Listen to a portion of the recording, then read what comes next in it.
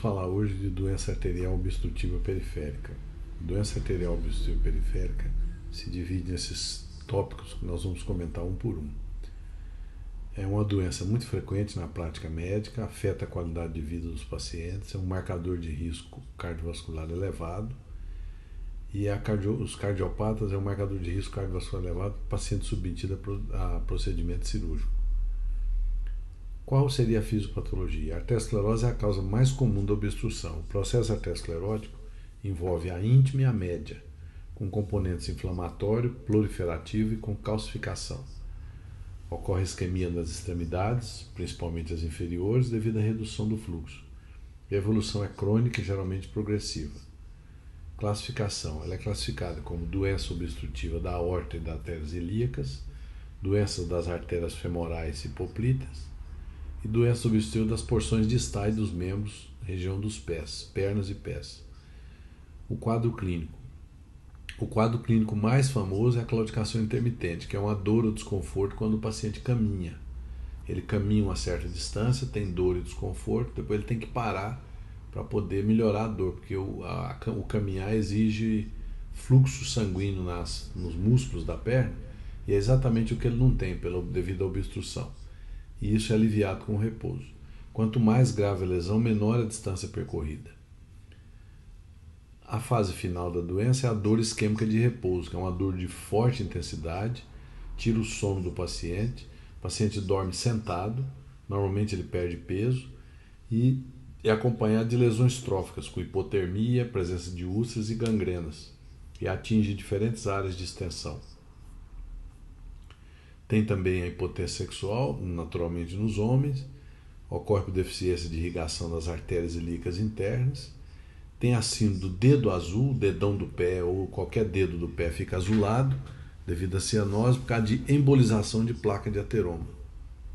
O diagnóstico é muito clássico, você faz, a pele do paciente é fina, descamativa, você vê palidez cutânea, presença de rachaduras, rarefação óssea, cianose e lesões necróticas. O diagnóstico no exame físico, da palpação, né, a inspeção, então você vê um pé isquêmico, com unhas sofridas e tal, e lesões tróficas.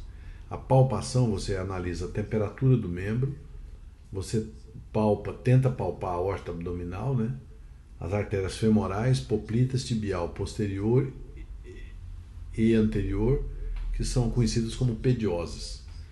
E você detecta aí a diminuição ou a ausência do pulso. E eles gostam de classificar o pulso em cruzes, por exemplo, um pulso fraquinho é uma cruz, um pulso normal é 4 cruzes. Outro diagnóstico é a palpação, você tenta sentir o frêmito quando tem um comprometimento, uma obstrução importante, principalmente na femoral, você consegue palpar o frêmito. A ausculta, você pode ouvir um sopro audível na artéria quando há uma estenose importante. O exame físico, então 2 testes, palidez de elevação, você deixa a perna elevada por 2 minutos a 45 graus, ou você põe hiperemia reativa, depois que você deixa elevada, você coloca as pernas do paciente para baixo e ocorre uma hiperemia reativa, que será tanto mais intensa quanto maior o grau da isquemia. A perna fica, os pés principalmente ficam bem vermelhos. O outro teste é o teste da caminhada. Se você tiver oportunidade de colocar o paciente para caminhar no plano, né, normalmente em ambulatórios isso não é possível, né? Mas você pode fazer na esteira também, essa esteira que faz o teste ergométrico, você dá certinho o espaço que ele está conseguindo andar. Ou se você tiver uma área aberta, plana, você põe o paciente para andar até ele sentir a primeira dor, que é a dor da claudicação. Quanto menor a distância percorrida, mais claudicação. O diagnóstico complementar, os exames complementares, o diagnóstico da doença arterial obstrutiva periférica é clínico. Os exames complementares apenas dimensionam e localizam a doença, que são os exames de imagem. Os laboratoriais, a dislipidemia e o diabetes, que acompanham a doença normalmente. E o ultrassom é o exame não invasivo de baixo custo, que auxilia muito no diagnóstico. Então, no diagnóstico, o exame complementar, a angiografia é o exame que dá maiores informações, porque ela define o local e a extensão da obstrução, avalia o estado da circulação colateral. É um exame invasivo e deve ser indicado apenas para programação cirúrgica. Um paciente só com claudicação simples, você não faz a arteriografia. A angiografia, então, tem 3 técnicas. Você pode fazer a ortografia por cateterismo, que é o mesmo que faz quando você vai fazer a cineangiocoronariografia das coronárias, ou você pode fazer a angiografia por subtração digital, que é a angiotomografia ou a angiorressonância. Hoje, quando você vai fazer algum procedimento, o ideal é você pedir logo um cateterismo, que aí você tem uma ideia. Então, o emprego de cada técnica depende da aparelhagem disponível. O tratamento é um tratamento basicamente clínico para combater a arteriosclerose e os fatores de risco, principalmente o fumo, que é o maior fator de risco do desenvolvimento da arteriosclerose, hipertensão, diabetes, sedentarismo e a hereditariedade.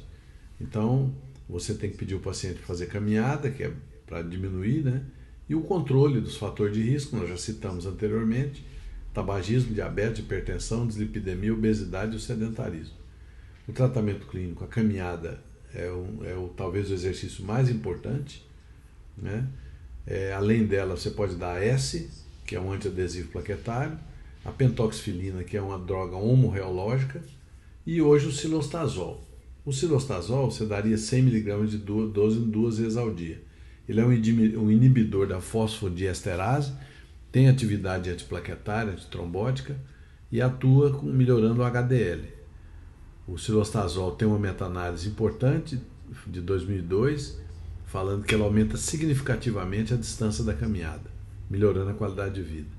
Outra revisão confirma os efeitos benéficos do cilostazol na claudicação.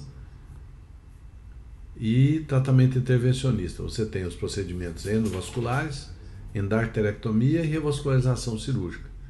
O que seriam os procedimentos endovasculares? Seriam angioplastia, uma artéria obstruída, você vem com um balão, você entra dentro da artéria e dilata essa artéria, ou você coloca stent nas áreas lesadas. E o tratamento intervencionista, você pode fazer também a revascularização, fazendo bypass. O bypass é uma ponte que você puxa do ponto pré-obstrução para o ponto pós-obstrução. Você desvia o fluxo do sangue, melhorando a irrigação distal. E o prognóstico da doença arterial obstrutiva periférica, o risco de amputação é em torno de 10% nos pacientes portadores de claudicação, por isso a importância de deixar o cigarro e combater os fatores de risco. Os pacientes portadores da doença arterial obstrutiva têm taxa de sobrevida menor que 5 anos, quando comparado com a população geral, e aproximadamente 50% dos pacientes portadores de doença arterial obstrutiva periférica morrem de doença coronariana, justificando esforço no controle de risco. Então era isso que a gente tinha que falar, espero que vocês tenham gostado.